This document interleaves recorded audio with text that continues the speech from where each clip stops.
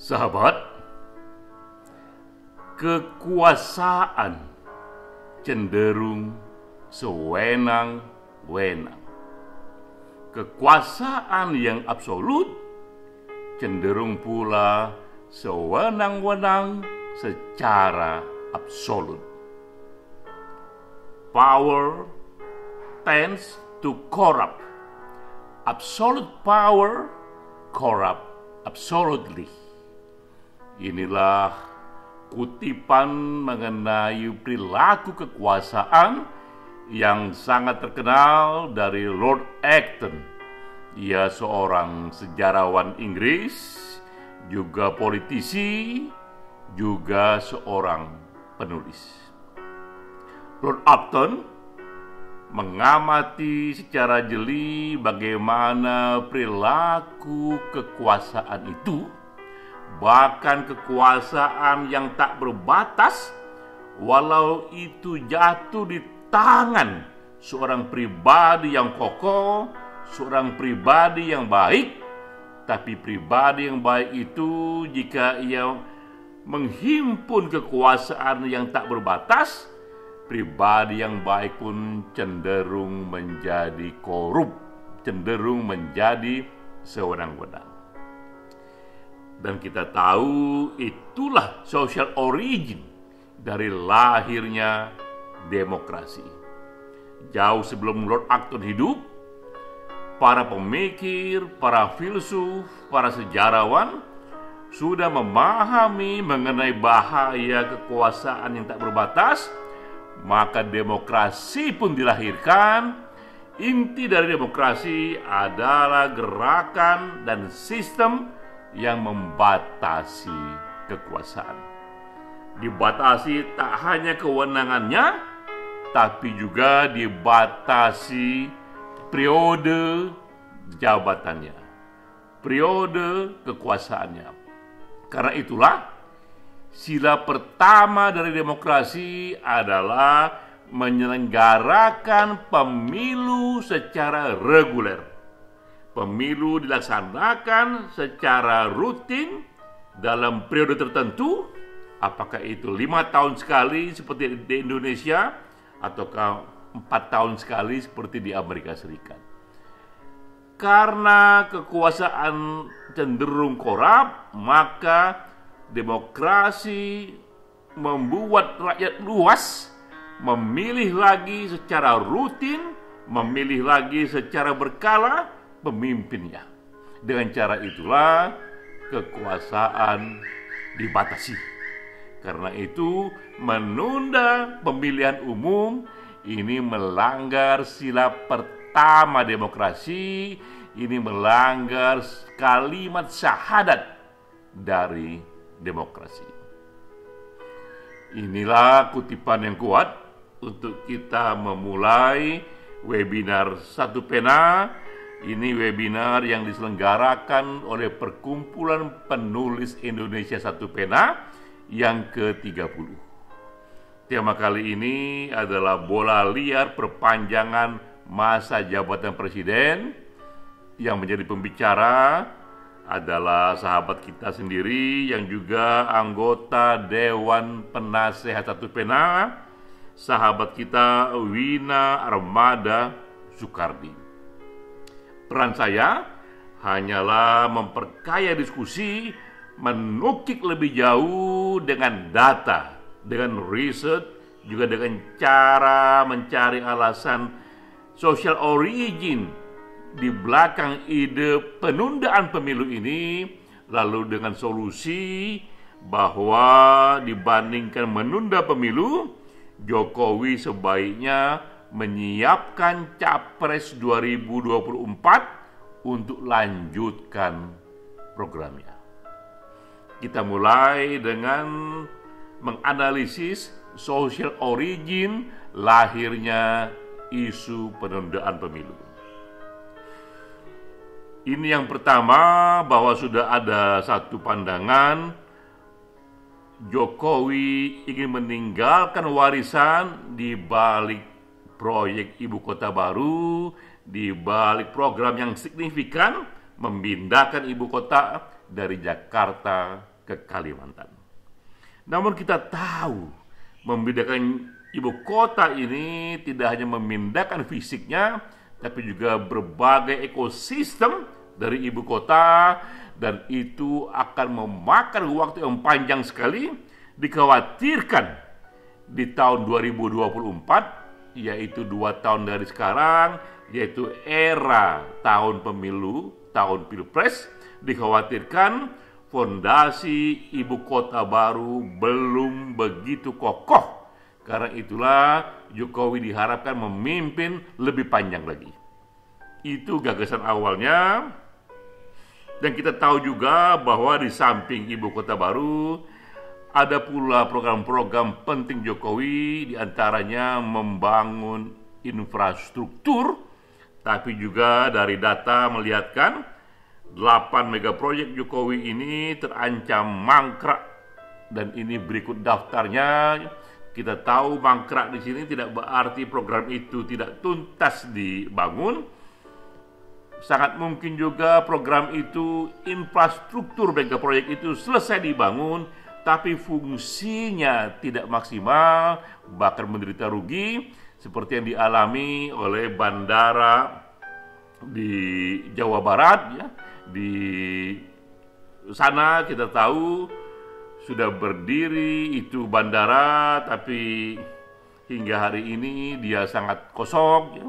Juga kita tahu ada waduk-waduk yang dibangun, di antara waduk itu posisi ketinggiannya justru di bawah sawah, akibatnya pengairan air kepada sawah juga menjadi problem. Semua proyek-proyek besar ini yang efeknya sangat positif kepada publik jika berfungsi, semua ini memerlukan sentuhan terakhir agar ia berfungsi sesuai dengan tujuannya. Karena itulah pemerintah Jokowi sudah menghabiskan begitu banyak dana di sini, dan dikhawatirkan di tahun 2024 proyek-proyek ini belum bisa dipoles secara maksimal. Karena itu Jokowi perlu dihadirkan kembali, lebih panjang kembali, agar juga punya kesempatan menuntaskan finishing touch ke dalam proyek-proyek infrastruktur yang maha penting itu. Itu alasan kedua, social originnya. Namun di sisi lain akan terjadi yang namanya itu adalah lame duck presiden. Presiden yang secara de facto tak lagi efektif. Ini adalah studi mengenai penguasa di berbagai negara, walau secara de jure ia masih berkuasa, secara hukum ia masih berkuasa, tapi ada periode di mana H-3 bulan, H-1 tahun, secara de facto presiden itu tak lagi efektif. Ia menjadi lame duck presiden karena partai politik, karena para pemimpin sudah lebih berkonsentrasi dan fokus kepada pemilihan presiden berikutnya. Kita tahu kekuasaan Jokowi secara de jure memang berakhir di tahun 2024, tapi secara de facto kekuasaannya tak lagi efektif di tahun 2023, setahun sebelum pemilu, karena ketua umum partai, bahkan para menteri-menteri juga sudah mulai melirik, membagi perhatiannya kepada next election, kepada pilpres selanjutnya. Kondisi inilah yang membuat banyak pihak mencoba memanjang-manjangkan kekuasaan Jokowi agar tak terlalu cepat ia menjadi lame duck presiden di tahun 2023 ini, berarti setahun lagi dari sekarang. Bahkan jika berhasil, Jokowi bisa kembali berkuasa 3 tahun dari sekarang, 2027, atau mungkin juga menjadi presiden 3 periode, ya. Jadi itulah gagasannya untuk memperpanjang kekuasaan Jokowi dan mereka menuntaskan program-program pentingnya. Dan diketahui pula bahwa isu penundaan pemilu ini diorkestrasi oleh mereka yang dekat dengan Jokowi, oleh satu faksi dalam pemerintahan Jokowi. Tapi kita juga tahu ini juga ditentang oleh lingkungan dekat Jokowi sendiri. Jadi koalisi di belakang Jokowi terbelah antara yang ingin mendukung penundaan pemilu dan yang ingin Jokowi patuh kepada sila pertama demokrasi, patuh kepada konstitusi. Ini data publik. Bagaimana dengan suara publik? Jika para elit di belakang Jokowi terbelah pro dan kontra, bagaimana publik sendiri? LSI DNJA minggu lalu sudah mempublikasi hasil risetnya dan ditunjukkan di sini bahwa majoriti publik luas menolak penundaan pemilu dan juga menolak gagasan presiden 3 periode. Ini datanya rata-rata 68,5% populasi Indonesia menolak penundaan pemilu dan rata-rata 70,3% populasi Indonesia menolak gagasan presiden 3 periode. Sila pertama demokrasi, sila pertama reformasi bahwa presiden harus dibatasi hanya 2 periode saja dan itu 5 tahun sekali, agaknya tertanam cukup dalam di benak populasi Indonesia. Ini juga hasil survei LSI, mayoritas pendukung Capres 2024 juga menolak pemilu ditunda. Ini data lebih detailnya para pendukung Puan Maharani sebanyak 50,8% menolak pemilu ditunda, para pendukung AHY dari Demokrat juga sebanyak 78,3% menolak pemilu ditunda. Dan kita juga melihat di data ini pendukung Ganjar Pranowo, pendukung Prabowo, pendukung Anies Baswedan, pendukung Erlangga Hartarto, mayoriti juga menolak ide penundaan pemilu. Tak hanya pendukung Capres, tapi partai-partai pun, termasuk partai ketua umum yang pro kepada penundaan pemilu, tapi pendukung partai itu, pemilih partai itu majoriti menolak pemilu ditunda. Ini datanya pemilu PDIP 56,3% menolak pemilu ditunda, juga pemilih PKS lebih tinggi lagi 85,8% menolak Pilpres ditunda. Bahkan partai PKB, Partai PAN yang ketua umumnya begitu gigih mendukung pro kepada penundaan pemilu, tapi pemilih partai mereka justru majoriti menolak gagasan pemilu yang ditunda. Ini lebih jauh lagi. Bahkan mereka yang puas dengan kinerja Jokowi itu menolak pemilu ditunda sebanyak 65,1%. Bahkan juga mayoritas pemilih Jokowi di tahun 2019, 58,1% juga menolak pemilu ditunda. Berdasarkan pada data inilah, kemudian LSI DNJA itu minggu lalu mempublikasi bahwa ada 4 alasan pada akhirnya isu penundaan pemilu akan menjadi layu sebelum berkembang. Ia akan hilang, ia akan sirna sebelum gagasan ini sempat di voting di badan MPR untuk mengubah amandemen. Mengapa demikian? Nah, ini 4 alasannya. Pertama, alasannya karena menunda pemilu itu dianggap anti demokrasi. Clear, jelas di seluruh dunia ini prinsipnya bahwa pemilu itu justru menguat jika ia dikerjakan secara reguler, demokrasi menjadi kokoh jika pemilu dilakukan secara reguler. Melawan ini adalah melawan prinsip demokrasi. Tentu saja pemilu bisa ditunda, namun penundaannya hanya karena alasan yang sangat genting. Misalnya adalah negara itu berada dalam kondisi perang yang panjang, sehingga mustahil bagi negara itu untuk menyiapkan satu pola pemilu seperti di era normal, karena di era perang yang utama bagi mereka adalah survival. Dalam evolusi ide penundaan pemilu di Indonesia, kita tahu awalnya digunakan alasan karena COVID-19, dan kita tahu alasan itu ditolak oleh data.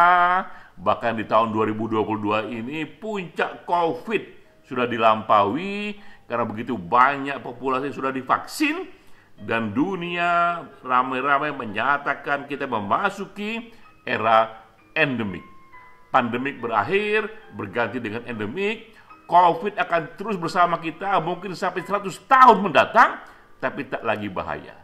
Puncak pandemik di tahun 2022 sudah dilampaui, apalagi di tahun 2024. Menggunakan isu COVID untuk menunda pemilu itu sangat menentang akal-akal sehat, itu menentang data yang telanjang, data yang terang benderang. Digunakan pula kemudian isu bahwa ekonomi Indonesia porak-poranda, karena itu sebaiknya pemilu ditunda, kita harus spending 100 triliun rupiah untuk pemilu.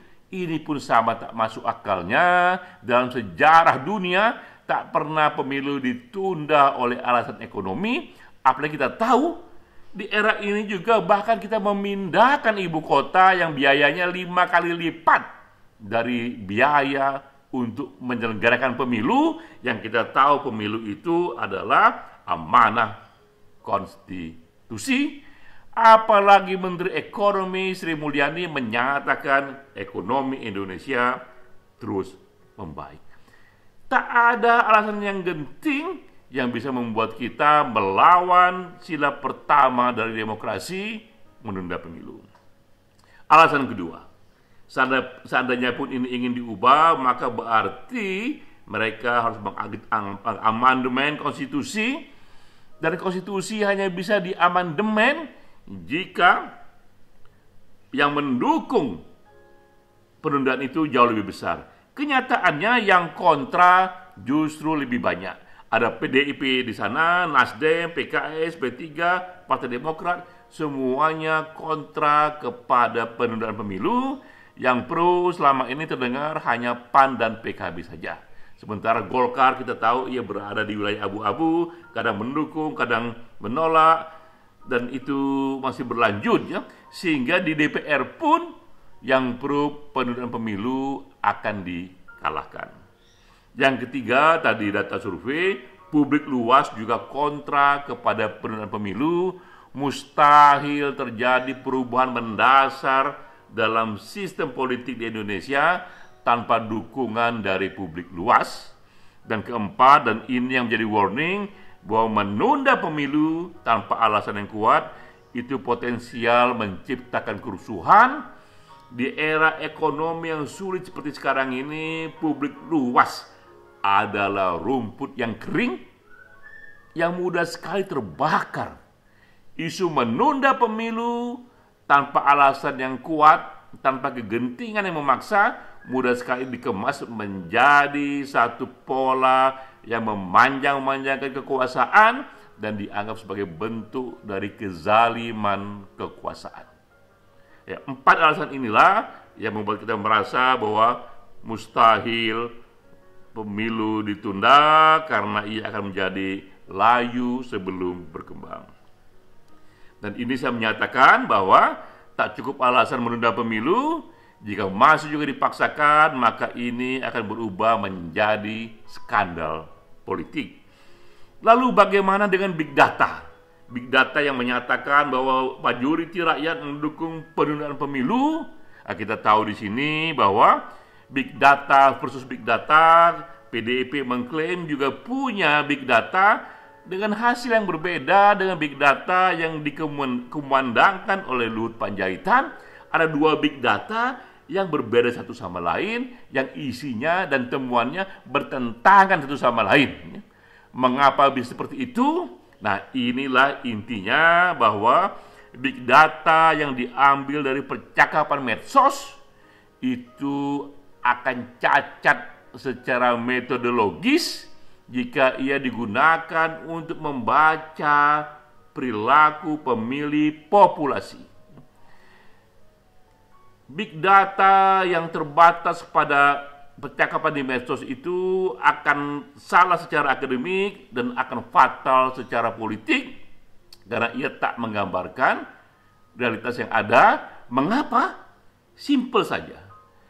Karena pemain media sosial itu bukanlah dan tidaklah kongruen dengan 100% populasi Indonesia, sehingga kesimpulan yang diperoleh dari medsos tak bisa mewakili segmentasi dan proporsi keseluruhan populasi Indonesia. Itu yang pertama, bahwa populasi medsos berbeda dengan populasi penduduk Indonesia. Kedua juga, dalam media sosial itu tidak one man one vote, satu orang bisa memiliki ratusan akun, apalagi jika ia pemain sosial media, ia bisa menciptakan banyak sekali akun-akun yang sifatnya itu adalah palsu, yang hanya mengamplifikasi pilihannya, sehingga tak bisa ia secara akademik, secara akurat menggambarkan proporsi yang sebenarnya. Apalagi kita ketahui dalam studi mengenai Pilpres di Amerika Serikat, banyak dikatakan di sana bahwa Rusia itu terlibat dalam kemenangan Trump, karena bahkan dunia luar negeri pun bisa membuat akun palsu di dalam negeri dan ia bisa mengacaukan, mempengaruhi opini publik. Dengan situasi inilah kita mengatakan mustahil big data secara akademik bisa digunakan untuk memotret kecenderungan populasi. Ya salah secara akademik, ya salah secara metodik, dan jika diterapkan untuk public policy itu akan salah secara fatal, salah secara politik. Lalu apa solusinya? Nah, ini solusi kita tawarkan, bahwa benar penting bagi Jokowi untuk melanjutkan legasinya agar perpindahan ibu kota baru ini terjadi secara kokoh, terjadi secara lengkap, terjadi secara baik, ya. Juga penting agar mega project yang sekarang ini mangkrak itu juga bisa diperbaiki dengan finishing touch agar dana yang puluhan triliun itu bisa berguna secara maksimal. Tapi solusinya bukan tunda pemilu, solusinya adalah sebaiknya Jokowi siapkan capres 2024 untuk melanjutkan legasinya. Dari sekarang sah saja dan dibolehkan oleh negara demokrasi jika presiden yang sekarang ikut cawe-cawe menyiapkan tokohnya, kadernya, penerusnya menjadi calon presiden dan terpilih menjadi presiden sehingga legasinya dan programnya bisa dilanjutkan. Nah, ini solusi dari kita. Dibanding menunda pemilu, sebaiknya Jokowi menyiapkan capres 2024 karena kekuasaan cenderung sewenang-wenang, maka kekuasaan yang dipanjang-panjangkan cenderung juga melahirkan kesewenangan yang juga dipanjang-panjangkan. Salam.